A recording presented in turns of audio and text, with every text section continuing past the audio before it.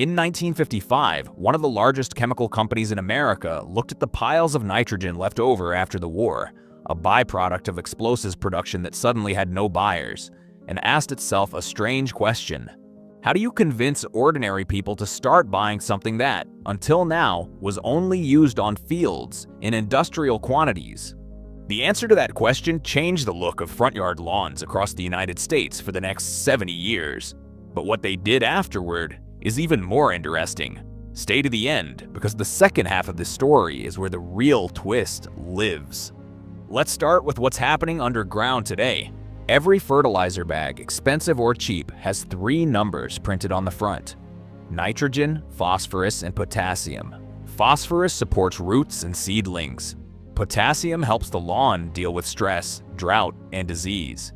But the thick, saturated green that we associate with a healthy lawn comes almost entirely from nitrogen.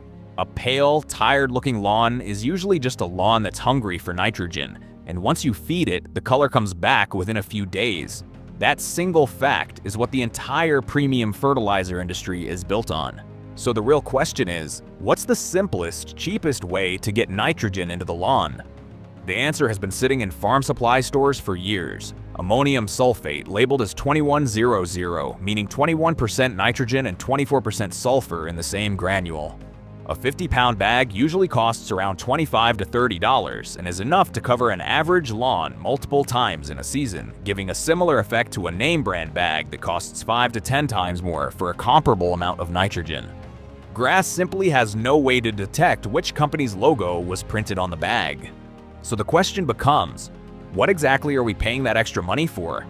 It's not really a scam. We're paying for convenience. Premium fertilizers coat their granules in polymer or sulfur that dissolves slowly over 6 to 8 weeks. That coating forgives mistakes. You can put it down and forget about it with very little risk. Ammonium sulfate skips that coating entirely. It works fast, it's raw, and it can turn a lawn green in just a few days. But it asks you for one thing. You have to water it in immediately after you apply it. Why is that so important? Ammonium sulfate has a high salt index. If you leave it dry on the grass in full sun, it pulls moisture straight out of the blades and can burn them brown in a single afternoon. That's the real reason cheap nitrogen has a bad reputation. People simply skipped watering after using it. If you soak the lawn thoroughly within an hour, there's no risk of burning. Since we're already busting myths, there's one that's been floating around online for years and needs to be cleared up. You'll often see claims that dissolving Epsom salt in a sprayer and soaking your lawn with it will give you a deeper green color. Let's break that down first. Epsom salt is magnesium sulfate, and university research, Michigan State, North Dakota State, Washington State, has come to the same conclusion.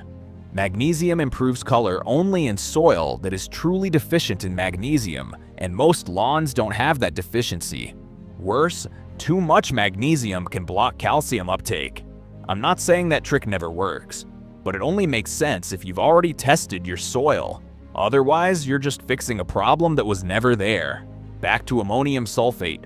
There's another layer in that same bag that hardly anyone talks about. Sulfur slowly lowers soil pH, and many weak lawns, especially where the water is hard, sit slightly on the alkaline side. In alkaline soil, grass physically cannot absorb the iron that creates deep color, no matter how much nitrogen you throw at it. Sulfur unlocks iron that's been sitting unused in the soil for years. That $2 powder doesn't just match the name brand bag. Over several seasons, it can simply outperform it. Now that we know why ammonium sulfate works better than the popular fertilizers, let's go back to how we ended up using these kinds of solutions in the first place. All of this is modern chemistry. On this channel, we focus on something a bit different. We ask how people solved these problems before anyone started selling an answer in a bag. Paradoxically, the answer is something that was deliberately removed from our lawns, but more on that in a moment. For decades, right up until the 1950s, white clover was just a normal part of lawn seed mixes in America. Its roots host bacteria that pull nitrogen straight out of the air and pump it into the soil for free, season after season. You don't have to buy it, you don't have to water it separately, you don't have to babysit your pH. It does what the $2 powder does, except it never runs out. And here we circle back to what we said at the beginning. That same company that in 1955 had warehouses full of wartime nitrogen also produced herbicides, including ones that killed everything except grass, clover included. Instead of admitting that their product was destroying something useful, they convinced people that something which had been a normal part of the lawn for 100 years had suddenly become undesirable and unwanted. What's interesting is that they didn't push this idea with heavy weed killer ads. They did it by promoting the image of a perfectly clean lawn with no other plants at all. Ads showed new housing developments with beautiful lawns on the suburbs of big cities, turning that look into a symbol of luxury. In post-war magazines and brochures, you'd see photos of brand new neighborhoods where every house had the same perfectly smooth, bright green carpet out front. No flowers, no clover, none of the mess of plants that had been part of a normal lawn for decades.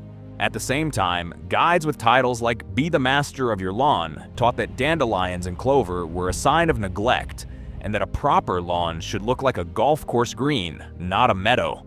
Once people believed that only uniform grass was acceptable, products that kill everything but grass suddenly had a ready-made reason to exist. Clover itself hadn't done anything wrong, but almost overnight it stopped being part of the lawn and started being a weed to be eliminated. That's the moment where the whole mechanism becomes truly cynical, because it looks like a deal where everybody wins. The company gets rid of nitrogen that was sitting in storage by selling it as fertilizer. People get a beautiful green lawn, but in reality the producer is selling a pesticide that wipes out the free fertilizer growing in the lawn, and then a bag of fertilizer that's supposed to fix exactly what their own product just destroyed, making money twice on the same move.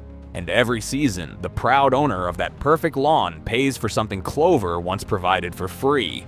Nature knew what it was doing, so clover still comes back every year. It grows along sidewalks, on road edges, in garden beds, anywhere it isn't constantly sprayed as a weed.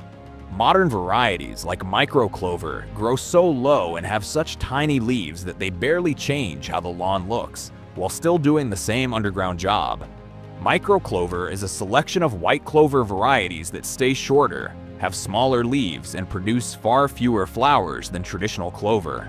That means they don't dominate the grass or turn the lawn into a field of white pom-poms. Trials and gardeners' experience show that adding just 3 to 5% microclover to a grass mix can cut nitrogen needs by at least 1 fertilizing per year, while also increasing drought tolerance, thickening the turf, and naturally pushing out many common weeds. In practice, a lawn with a little microclover looks like ordinary grass. It just feeds itself, handles heat better, and needs less chemistry to stay green. So how does it look in your yard?